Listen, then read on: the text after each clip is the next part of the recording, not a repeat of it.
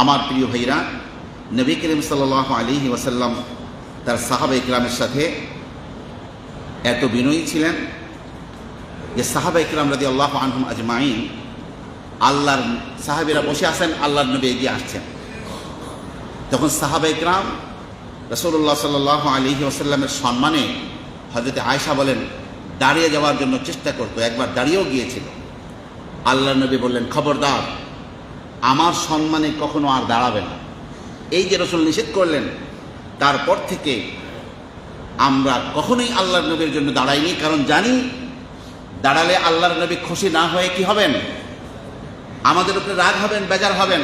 এই জন্য আমরা রাসূলুল্লাহ সাল্লাল্লাহু আলাইহি ওয়াসাল্লামের সম্মানে আর দাঁড়াতাম না। কারণ আল্লাহ নবী সাল্লাল্লাহু আলাইহি ওয়াসাল্লাম এটাও বলেছেন, যারা চায় তাদের সম্মানে সবাই দাঁড়িয়ে যাক, সে বড় অহংকারী মানুষ। আপনার জন্য সবাই দাঁড়িয়ে থাকবে কেন, দাঁড়িয়ে যাবে কেন? আপনি একজন মানুষ, তারাও একজন মানুষ। নবী করিম সাল্লাল্লাহু আলাইহি ওয়াসাল্লামের কাছে আমার প্রিয় ভাইরা, নবী করিম সাল্লাল্লাহু আলাইহি ওয়াসাল্লাম সাথে যে যে আচরণ করেছে, রাসূল কিরকম উত্তর দিয়েছেন বিনয়ের সাথে। এক বেদুইন আসলে রাসূলুল্লাহ সাল্লাল্লাহু আলাইহি ওয়াসাল্লামের কাছে, সেই বেদুইন এসে দেখলো আল্লাহর নবী কিভাবে বন্টন করছেন। ইনসাফের প্রতিমূর্তি বিশ্ব নবী একেবারে চুলচেরা বিশ্লেষণ করে যাকে যতটুকু দেওয়া দরকার সেই রকম সম্পদগুলোকে বন্টন করছে। এক লোক, সেই বেদুইন বলছে, আপনি তো বন্টনটা ঠিকমতো করছেন না, ইনসাফ ঠিকমতো করছেন না।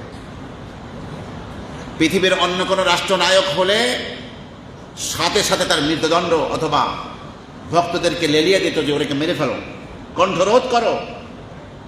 কিন্তু বিনয়ী নবী সেটা বলেননি, শুধু বলেছেন যে আল্লাহ পাক হযরত মূসার প্রতি রহম করুন, তিনি কতটা ধৈর্য ধারণ করেছেন। লাকাদ উদিয়া মূসা, যে হযরত মূসা নবীকে আমার চেয়ে এর চেয়ে বেশি কষ্ট দেওয়া হয়েছে, তিনি তো কি করেছেন, সবর করেছেন। এখানে আমাকে সবর করতে হবে। বিশ্বনবী ইনসাফপূর্ণ বন্টন করছেন, তারপরেও কিছু মানুষ রাসূলকে ইনসাফপূর্ণ বন্টন করছেন না, এইভাবে তারা গাল দিয়েছে। আমার প্রিয় ভাইরা, নবী করিম সাল্লাল্লাহু আলাইহি ওয়াসাল্লাম সাথী সঙ্গী সাহাবা ইকরামের সাথে হাসি আনন্দ করতেন।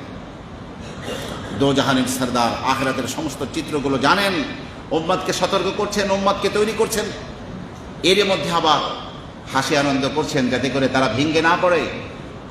জাহান্নামের আলোচনা দীর্ঘ করলে জান্নাতের আলোচনা শুরু করতেন, আবার তাদের সাথে হাসি আনন্দও করতেন। বিনয়ের চূড়ান্ত রূপ এমন ছিল যে জাহের নামক একজন বেদুইন ছিল, গ্রাম থেকে বিভিন্ন তরি তরকারি নিয়ে মদিনার বাজারে এসে বিক্রি করত। আবার কিছু জিনিস আল্লাহর নবীর জন্য, ভালো ভালো জিনিসটা রাসূলের জন্য হাদিয়া নিয়ে আসতো।